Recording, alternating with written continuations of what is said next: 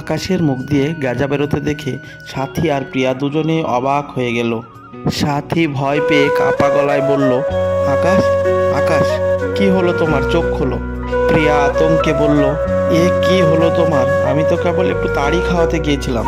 দুদিন অসুস্থ হয়ে তাড়াতাড়ি বাড়ি চলে যায়, কিন্তু এটা হবে তা আমি ভাবিনি। সাথী রাগে চিৎকার করে বলল, তুই পাগল নাকি? যদি ওর কিছু হয়ে যায়? ওরা তাড়াতাড়ি লোক ডাকলো।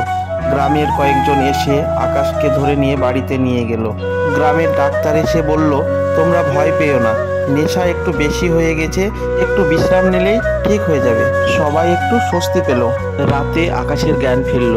চোখ খুলতেই দেখলো সাথী ওর পাশে বসে আছে। আকাশ প্রিয়া ভেবে বলল, প্রিয়া, তুমি এখনো এখানে বসে আছো? সাথী একটু ভেবে বলল, হ্যাঁ, আমি আছি, কিন্তু তার চোখে পানি।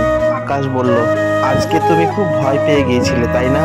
সাথী আর নিজেকে সামলাতে পারলো না। সে বলে ফেলল, না, আমি প্রিয়া না, আমি সাথী। আকাশ অবাক হয়ে উঠে বসে পড়ল। কি বললে?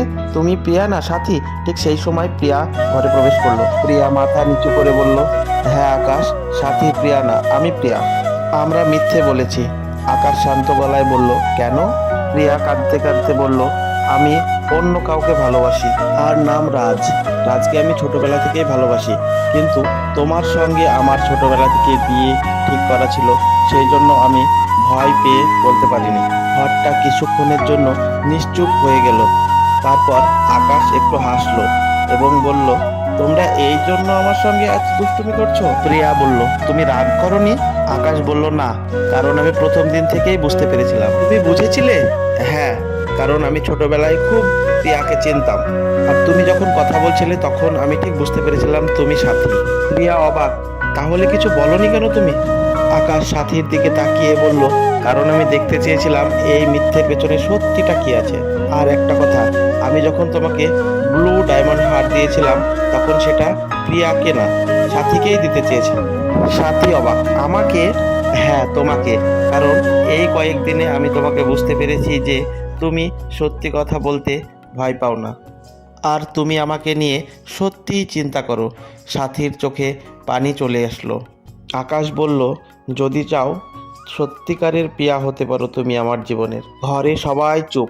প্রিয়া হেসে বলল, এই তো ভালো, আমি রাজকে বিয়ে করব, আর আমার সাথী হবে আকাশের বউ। কিছুদিন পরে একই দিনে দুটো বিয়ে হলো, প্রিয়া ও রাজ, আকাশ ও সাথী। আকাশ বিয়ের দিন সাথীর গলায় আবার সেই ডায়মন্ড হারটা পরিয়ে দিল এবং বলল, আজকে সত্যি প্রিয়ার গলায় ডায়মন্ড হারটা দেওয়া গেল। সাথী লজ্জা পেয়ে মাথা নিচু করল। গ্রামের সবাই বলল, ভুল পরিচয় থেকে শুরু হয়েছিল গল্প, কিন্তু শেষটা হলো সত্যিকারের ভালোবাসায়।